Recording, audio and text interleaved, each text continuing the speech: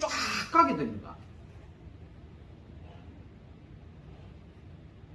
안 지사님의 그 관심사, 예, 최고치까지 올라갔죠. 거기에 회원제로 들어가게 되면 10만원치와 20만원치 달라지는 겁니다. 분명히 이제는 거기 취미생활이라고 하지만 나중에 가면 그것이 투자 가치로 여기지기 때문에 회원제로 싹 다 바뀝니다. 세상이 그렇게 흘러가게 돼 있어요. 그러면서 거기에 누릴 수 있는 영역이 얼마나 였느냐에 따라서 달라지는 겁니다. 이래서 세상살이가 힘든 겁니다. 그런데 기독교인은 어떻습니까? 돈의 가치가 아니에요. 하늘에 향한 가치입니다. 영원한 하늘나라에 있는 것에 투자를 하는 겁니다.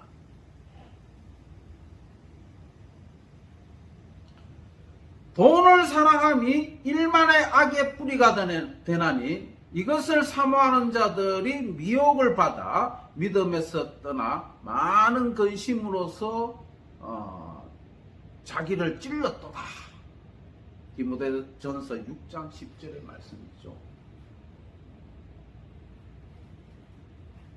그럼 예수님께서 천국의 백성들이 의로운 행동을 실천하고자 하는 이유가 뭔가를 이제 설명하고 있습니다. 즉 영원한 것에 잠깐 거기에 쌓아두지 말고 영원한 것에 쌓아두라고 얘기하고 있습니다. 뭘로 쌓아두냐는 거예요.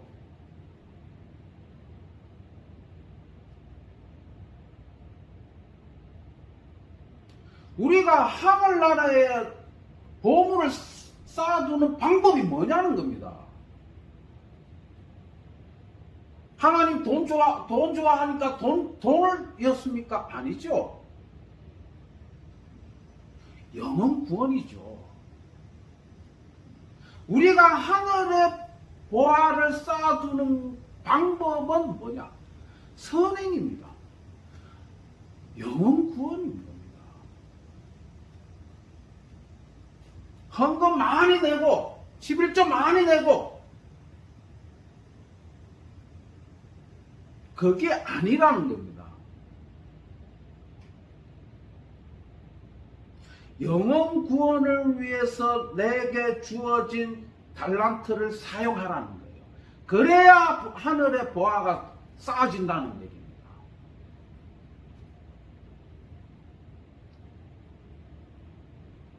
간혹 이 부분에 대해서 참 오해하는 경우가 너무나 많아요. 선행, 착한 행실, 과원에 가서 고아들을 지원해주고 성경 헌금 내주고 이것도 당연히 그렇죠. 근데 하나님이 가장 좋아하는 게 영혼 구원인 겁니다. 왜 영혼 구원이냐? 거기 아니면 끊임없이 내가 내 돈 내가 투자했으니까 내 자랑을 끊임없이 하게 돼요.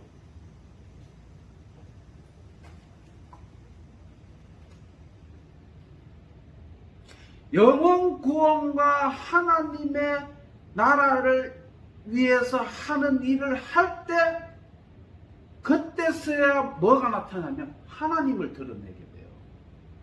예수님을 드러내게 됩니다. 그게 아니면 끊임없이 나를 드러내게 돼요. 잠깐 누리는 영화, 세상에 보화를 쌓아두는 일이 뭐냐? 끊임없이 자기를 막 드러냅니다.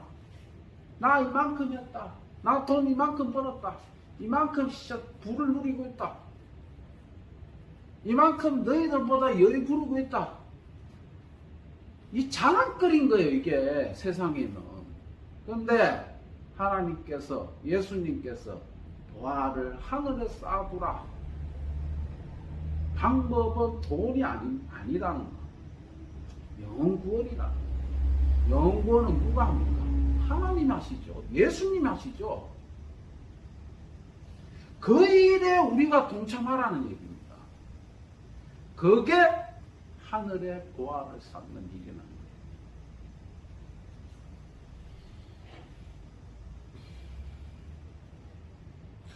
그 나라를 향해 직분을 통해서 하늘의 보화를 쌓는 것입니다. 내 직분이 뭐냐? 각자의 나름의 직분이 있는 거죠. 각자의 나름의 달란트가 있는 거죠.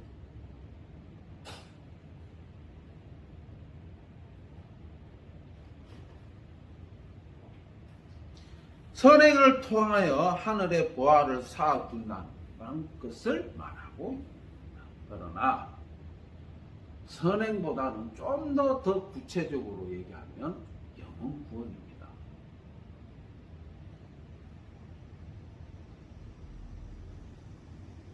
뭐 어떤 얘기도 어떤 사람은 또 이런 얘기 하죠. 하늘의 보화를 쌓아두는 것. 주변 사람이 어려움 있을 때 돈을 빌려달라 했을 때 그거 못 갚는다는 셈치고 돈을 빌려줄 때 그것도 하늘의 보화를 쌓아두는 것. 그것도 마찬가지죠. 방법은 여러 가지입니다. 그러나 최종적인 것은 그 모든 것들을 하는 이유가 영원이다. 예수님께서는 제자들이 상급을 바라고 일하는 것이 잘못된 것이 아니라고 말씀하셨습니다. 하늘에 주어지는 보상을 두고 그 상급을 바라고 일을 해라 라고 말씀하고 있습니다.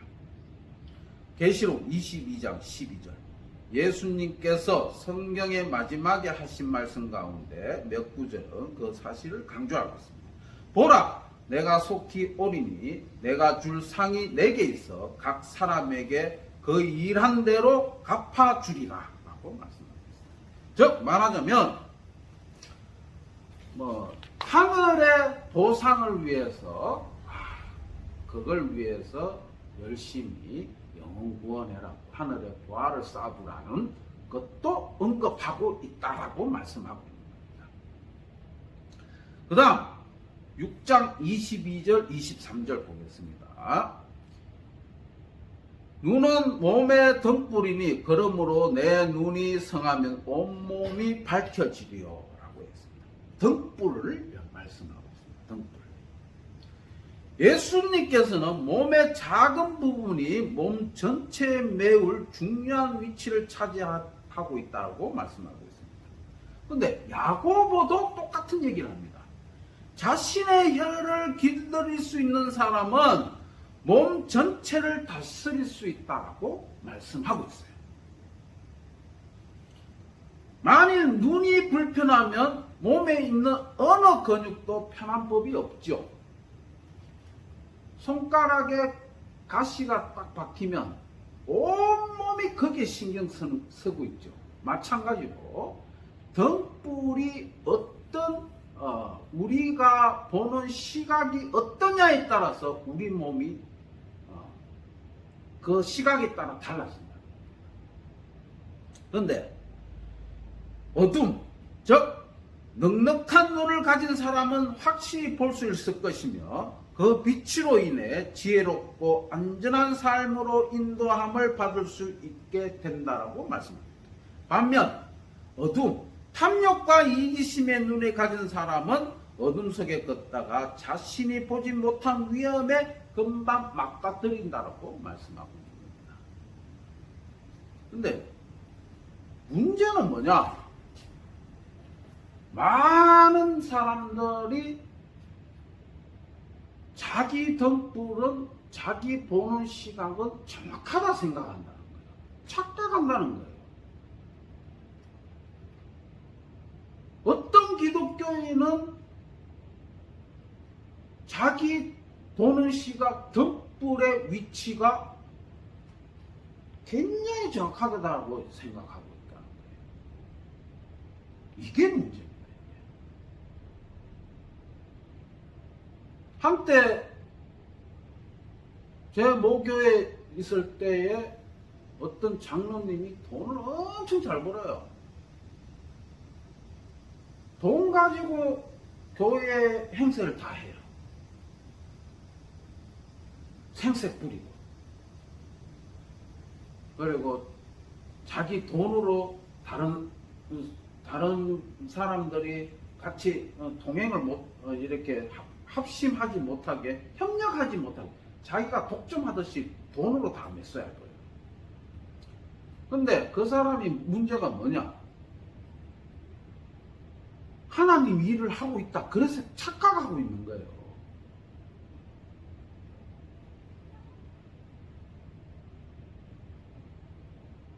하나님이 일을 돈으로 처리하고 있다. 이것이 옳다고 생각하고 있는 거예요. 이거 굉장히 위험한 겁니다. 자기 자신의 눈에 바라보는 시각, 어떤 위치에 있는가, 이걸 파악하기 위해서는 자기를 완전히 내려놔야 됩니다. 이거 안 내려놓으면 절대로 안 바뀝니다. 그리고 그 내려놓는 데 있어서도 자기 스스로 안 내려집니다. 하나님께 내려달라고 간구를 해야 내려지는 겁니다. 그래야만이 내 등불이 어떤 위치에 있는가를 정확하게 알 수 있는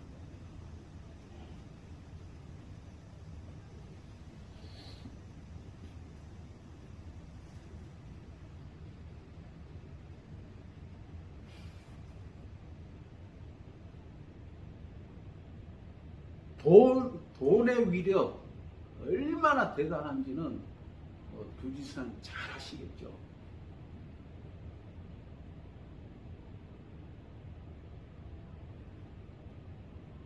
돈 앞에 장사 없습니다. 돈 앞에 나는 자신 있다. 나는 하나님을 선택할 수 있다. 돈이 아니라 하나님을 섬길 수 있다. 액수에 따라 또 달라져요.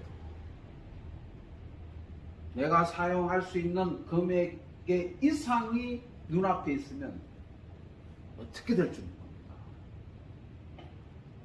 그래서 끊임없이 하나님을 붙들고 신앙생활을 해야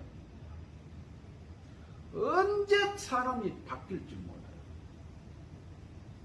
내 영혼을 주님께서 지켜달라고 끊임없이 기도하고 하나님의 뜻에 따라 살려고 노력해야 합니다. 그래야만이 돈의 유혹에서 벗어날 수 있습니다. 돈, 머니, 만몬이라는 뜻이 만몬. 그리고